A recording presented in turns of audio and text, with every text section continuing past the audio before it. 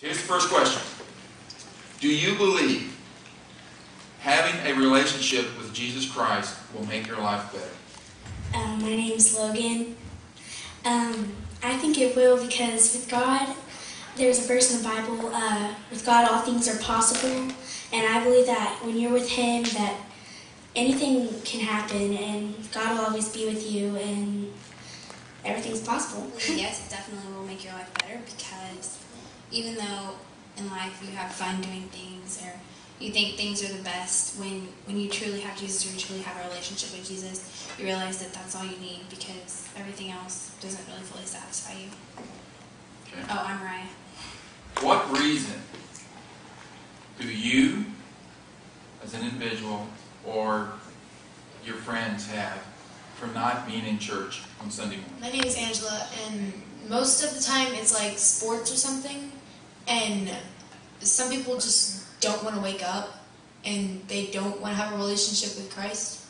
And whenever, like, I'm not saying it's a bad thing, like some days you have to, and other days it's just like, oh, well, I stayed up too late last night drinking or something, and I don't want to go to church, and they just don't feel like it.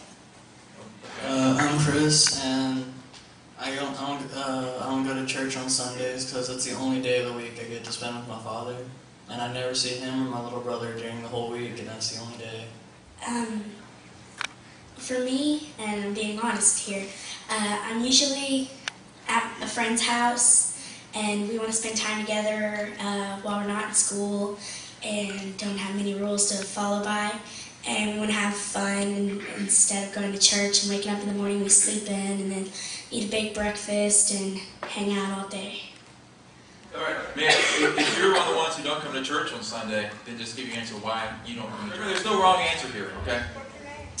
My name is Stetson, and the reason why I don't come to church on Sunday is because I want to sleep in, and my parents don't wake up early enough because they work all week, and they can't bring me, and that's why. Why do parents not come to church?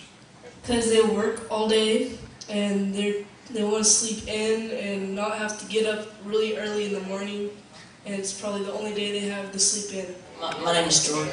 I think that parents don't want to come to church because when they were growing up, they used to come to church like every Wednesday, Sunday, and when they got older, they just started growing away from Christ, and they just carried on through the years, and then they never went again. They got more responsibilities, had to wake up earlier in the morning, didn't feel like it after work, and just threw away.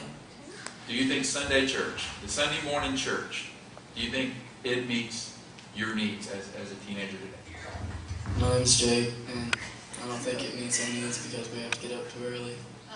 I don't really think it meets our needs, because sometimes the pastor just states the stuff that's happening to the older generation, and I'm just trying to state in the stuff that we need, like relationships and friends and teachers and stuff.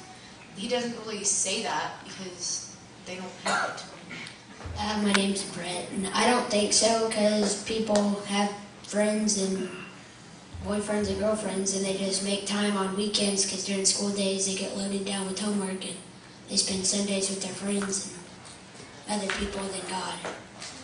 Do you think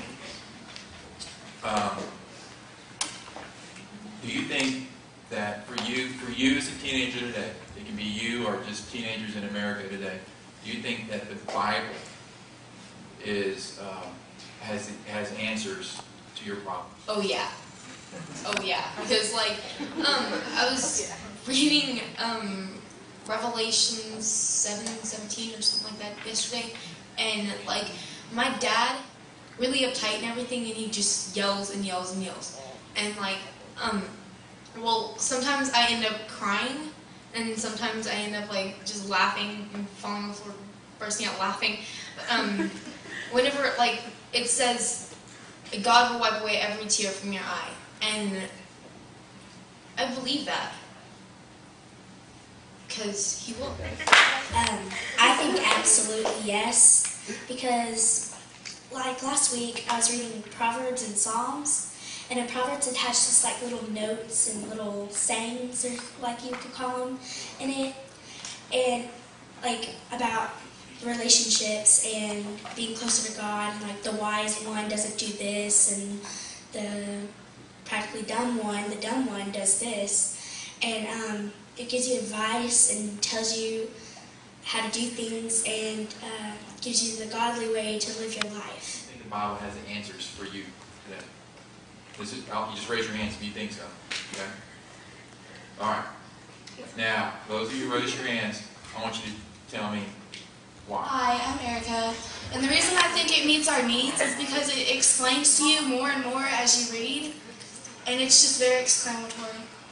Oh, yeah, because there's some parts in the Bible that, that like when you're reading through it, you see, like, oh, that's happening to me lately, and what can I do about that? And you're reading on, it tells you some more stuff, and you're like, oh, okay, and you go and do it, and it gets better. I think it personally does for some people that do read it, because it may feel like in every situation that makes you closer to God, and God's there for everybody and making you more cheerful. I think it does because it states everything you need to know, and if you're having troubles and you look through the Bible, you can find the answers and stuff like that. I think it definitely does, and the reason that people don't see that is because they open up their Bible and expect to get the right answer right off the bat, and then they get upset or they don't understand why everyone tells them that the answer is right there, but they really don't dig deep enough. If you really want to know the answer to something, it's there. You just have to look for it, and you have to try to understand what you're reading instead of just in context that you can understand. And it really does help, and it really has a lot of life lessons, and everything that you need actually is in there if you just look for it. Do you think that reading the Bible on a regular basis, a daily basis, do you think it's important?